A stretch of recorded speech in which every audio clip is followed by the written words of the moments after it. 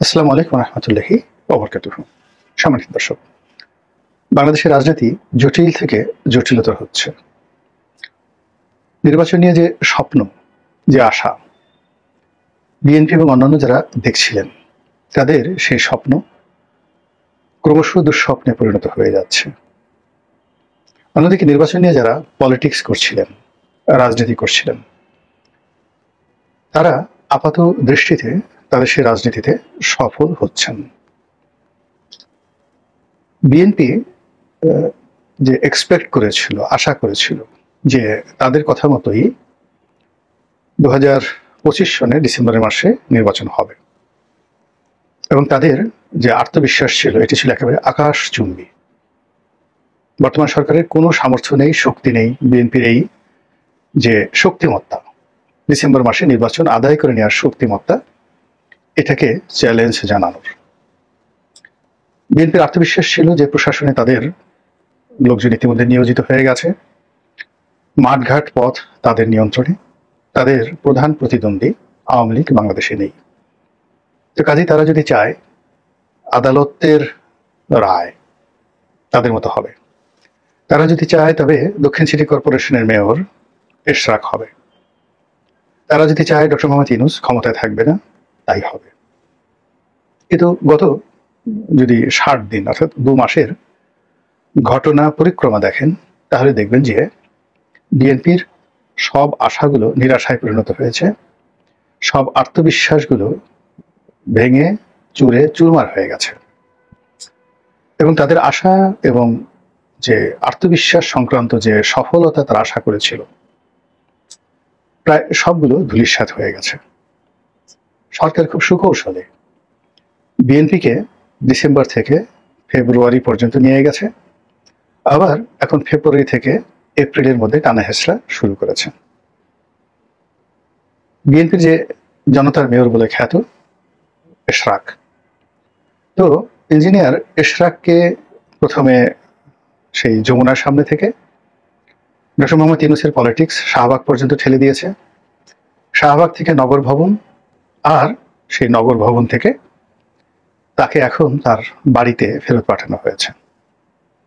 রাজ্যের হতাশা এবং যাকে বলা হয় অস্থিরতা, এই যুবককে, যে কিনা বিএনপির তারুণ্যের প্রতীক, তারেক রহমান সাহেবের দক্ষিণ হস্ত এবং আশার বিমূর্ত প্রতীক, তো সেই তরুণ নেতার যে অপ্রাপ্তি এবং সরকার কর্তৃক নাস্তানাবুদ, এবং তাকে নিয়ে যেভাবে জামাতের লোক, এনসিপির লোক ঠাট্টা করছে, মস্কারা করছে, এতে করে আগামী দিনে তার রাজনীতির যে ইমেজ, এটা পুনরুদ্ধার করা সত্যিকার অর্থে তার জন্য কঠিন হবে।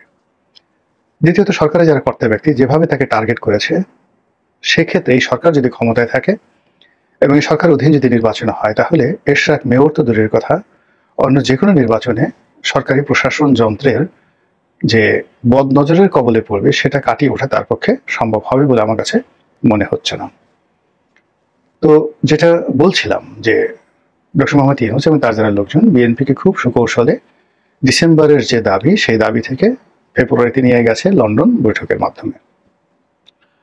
এখন লন্ডনে একটা বৈঠক হয়েছে তারেক রহমান সাহেবের সঙ্গে ডক্টর মোহাম্মদ ইউনূসের, এবং সেই বৈঠককে কেন্দ্র করে অনেকগুলো আশা, অনেকগুলো ভরসা, অনেকগুলো যাকে বলা হয় স্বপ্ন বিএনপিকে আবেগ আপ্লুত করেছে।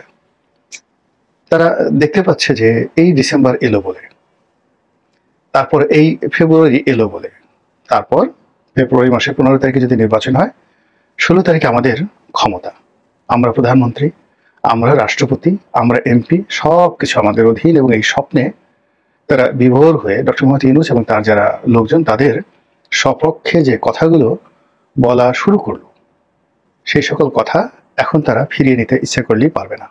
অথচ এই গত 60 দিনের মাথায় পুরো রাজনীতির প্রায় সবগুলো সমীকরণ বিএনপির বিরুদ্ধে চলে গেছে, এবং ডক্টর মোহাম্মদ ইউনূসের পক্ষে চলে গেছে, জামাতের পক্ষে চলে গেছে, এবং বিএনপি যে আপাতত যে আত্মবিশ্বাস, সেই আত্মবিশ্বাসটা মানে এমন একটা জায়গাতে চলে এসেছে, এবং বিএনপিকে টেনে হেঁচড়ে এমন একটা জায়গায় আনা হয়েছে, তারেক রহমান সাহেবকেও টেনে হেঁচড়ে এমন একটা জায়গায় আনা হয়েছে, এখন নাহিদ বড় না তারেক রহমান বড়, এদেশে নাহিদের অবদান বেশি না তারেক রহমান সাহেবের অবদান বেশি, এই সকল কথাবার্তা হচ্ছে।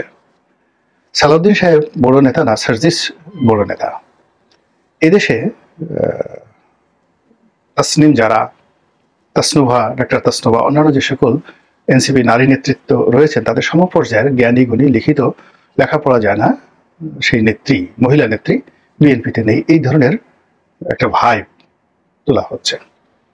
আর হাসনাত আবদুল্লাহ তাকে অনেকটা গ্র্যান্ড লিডার, যদি ধরেন সিরাজুল আলম খান মুক্তিযুদ্ধের পরে, আসাম আব্দুর রব, কিংবা ধরুন তোফায়েল আহমেদ, এদের পর্যায়ে তাকে এনলাইটেন অ্যান্ড হাইলাইট করা হচ্ছে।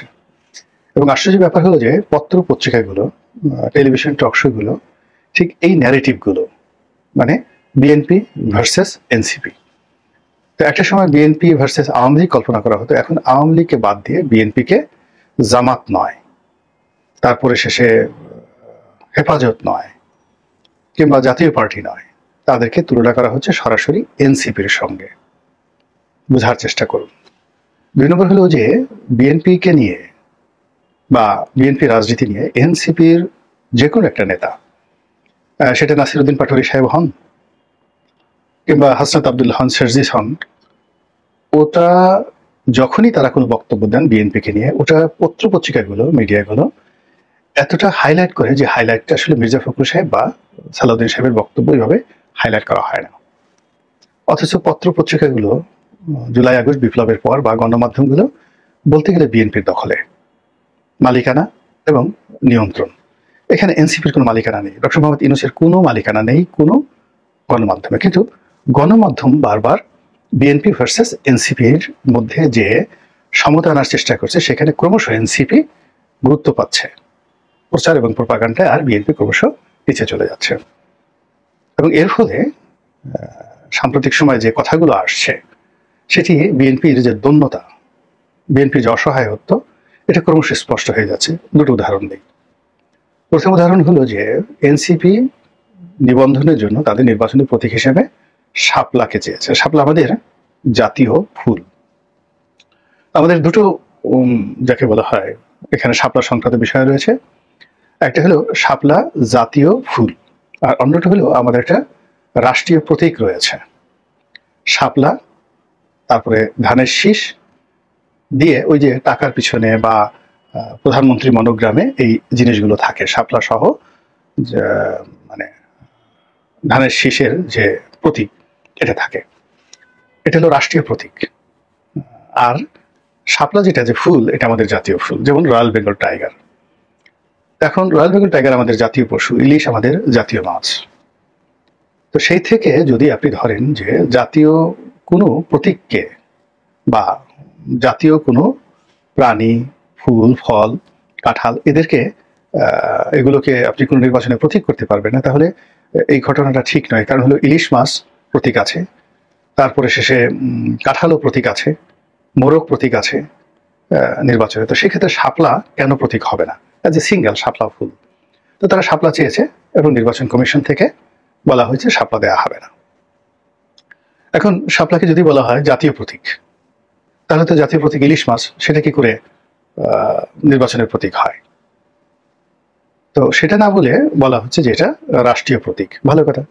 তো রাষ্ট্রীয় প্রতীক তো শাপলা একক নয়, এখানে একটা আর্ট করা হয়েছে, একটা শাপলাকে মধ্যে রেখে 2 পাশে 2টো ধানের শীষ দেওয়া হয়েছে। এখন যারা এনসিপির নেতা, বিশেষ করে সার্জিস আলম সাহেব, তিনি বলেছেন যে ঠিক আছে, যদি রাষ্ট্রীয় প্রতীক শাপলা আছে, তার সঙ্গে ধানের শীষও আছে, তো শাপলাকে যদি নির্বাচনের প্রতীক দেওয়া না হয়, তাহলে তো ধানের শীষও থাকবে না, ধানের শীষও বাদ হয়ে যাবে। এখন এই কথার তো যুক্তি আছে, নিদারুণ যুক্তি আছে। এই কথা শুনে বিএনপির যারা লোকজন ভীষণ রকম বিক্ষুব্ধ। যে কথা শেখ হাসিনা বলেননি, যে কথা হুসাইন মোহাম্মদ এরশাদ সাহেব বলেননি, সেই রকম একটা জায়গাতে এনসিপির নেতারা টান দিয়েছেন, বিএনপির একেবারে কলিজার মধ্যে টান দিয়েছেন। খুব রাগ হয়ে যাচ্ছেন বিএনপির যারা লোকজন, এবং সেই তাদের যে রাগগুলো যদি পত্রপত্রিকা সংবাদ মাধ্যমে 1% প্রদর্শিত হয়, সেক্ষেত্রে সার্জিস সাহেব যে বক্তব্য দিয়েছেন সেটা একেবারে 99% গুরুত্ব দিয়ে প্রচারিত হচ্ছে। তো এই ক্ষেত্রে আপনারা জানেন যে প্রচারই প্রসার, এবং এই দুনিয়াটা এখন বিজ্ঞাপনের দুনিয়া। এখানে সামাজিক মাধ্যম বলেন, গণমাধ্যম বলেন, বিলবোর্ড বলেন, আপনি আপনার বক্তব্যটিকে যত উপাদেয় করে লোকজনের কাছে উপস্থাপন করতে পারবেন এবং লোকজন সেটা যত গুরুত্ব সহকারে গ্রহণ করবে, ততই আপনার ব্যবসায়, ব্যক্তিত্বে, আচরণে, পরিচয়ে আভিজাত্য ফুটে উঠবে, গ্রহণযোগ্যতা ফুটে উঠবে। সেটা এনসিপির ক্ষেত্রে হচ্ছে। মধ্যে গত কয়েক মাসে, ধরুন মার্চ এপ্রিলের দিকে বা ফেব্রুয়ারির দিকে অবস্থা দৃষ্টি মনে হচ্ছিল এনসিপি বোধহয় আর দাঁড়াতে পারবে না।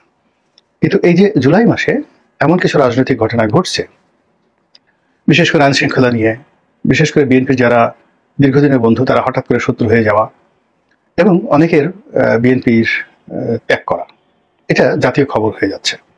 হয়তো বিদেশে কোনো একজন অখ্যাত নেতা, অখ্যাত কর্মী কিংবা বাংলাদেশের কোনো একজন অখ্যাত নেতা বা কর্মী বিএনপি ত্যাগ করছেন, ওটা মিডিয়াগুলো একেবারে হাইলাইট করে দিচ্ছেন, না জানি বিএনপির মহা সর্বনাশ হয়ে গেলে অমুকে তমুকে বিএনপি ত্যাগ করে ফেলেছে। এটা বিএনপির জন্য একটা বিরাট ঝামেলার বিষয়।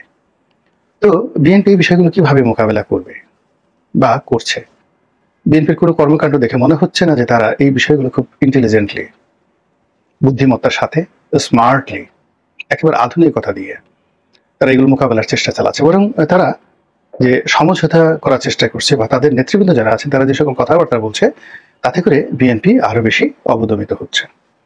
যেমন ধরুন, আমরা প্রথম থেকেই শুনে আসছিলাম যে বিএনপির সঙ্গে এনসিপির সিট ভাগাভাগি নিয়ে একটা সমঝোতা হতে পারে। বিএনপি যারা লোকজন সবাই খুব সিসি করছে যে এটা কথা হলো, কোথায় বিএনপি, কোথায় এনসিপি? বিএনপি মরে গেলে এই কাজ করবে না। বিএনপির প্রত্যেকটা লোক কচু গাছের সঙ্গে গলায় দড়ি দিয়ে মরবে, কচু পাতা খাবে, তবু তারা এনসিপির মতো একটা একেবারে নব্য দলের সঙ্গে তারা সমঝোতা করে তাদেরকে 100 সিট ছেড়ে দিতে হবে, এইরকম একটা সমঝোতা করে তারা নির্বাচনে আসবে। এই কথা শুনতেই বিএনপির গা কাটা দিয়ে উঠছিল, তাদের বমি বমি ভাব চলে আসছিল। এই যে তুচ্ছ এবং তাচ্ছিল্য, সেই তুচ্ছ এবং তাচ্ছিল্য 2025 সনের জুলাই মাসে এসে এমন অবস্থা হয়েছে যে স্বয়ং বিএনপির ডিফ্যাক্টো নেতা জনাব সালাউদ্দিন সাহেব তিনি বলেছেন যে বিএনপির জন্য এনসিপির দরজা খোলা। তারা জামাতের সঙ্গে কখনো, মানে বিএনপি জামাতের সঙ্গে কখনো সমঝোতা করবে না, কিন্তু এনসিপির সঙ্গে প্রয়োজনে সমঝোতা করতে তারা প্রস্তুত। এখন চিন্তা করুন যে এটার সঙ্গে সালাউদ্দিন সাহেবের একটা পলিটিক্স আছে। এর কারণ হলো মূলত মাদার পার্টি জামাত এবং জামাতের সাবস্টিটিউট হিসেবে এনসিপি কাজ করছে। তো সেক্ষেত্রে জামাতের সঙ্গে এনসিপির একটা দূরত্ব তৈরি করার জন্য তিনি এই কথাটা যদি বলেও থাকেন, ওটি মানুষ বুঝছে না, আর ওটা মানুষ ধর্তব্যের মধ্যে রাখবে না। মানুষ যেটা মনে করবে যে এখন বিএনপি এমন দুর্ভিক্ষের মধ্যে পড়েছে, রাজনীতির দুর্ভিক্ষের মধ্যে পড়েছে, যে এনসিপির হস্ত মোবারক চুম্বন করা ছাড়া, এনসিপিকে আলিঙ্গন করা ছাড়া এবং এনসিপিকে অনুসরণ করা ছাড়া বিএনপি তার কাঙ্ক্ষিত যে মাকাম বা গন্তব্য সেখানে পৌঁছাতে পারবে না, নির্বাচনের ধারে কাছে যেতে পারবে না। এবং এই যে একটা পরিস্থিতি, সেই পরিস্থিতিতে মনে হচ্ছে যে রাজনীতি বা পলিটিক্সে বিএনপি মস্ত বড় একটা মার খেতে যাচ্ছে। আল্লাহ আমাদের সবাইকে হেদায়েত দান করুন এবং হেফাজত করুন। আসসালামু আলাইকুম ওয়া রাহমাতুল্লাহি ওয়া বারাকাতুহু।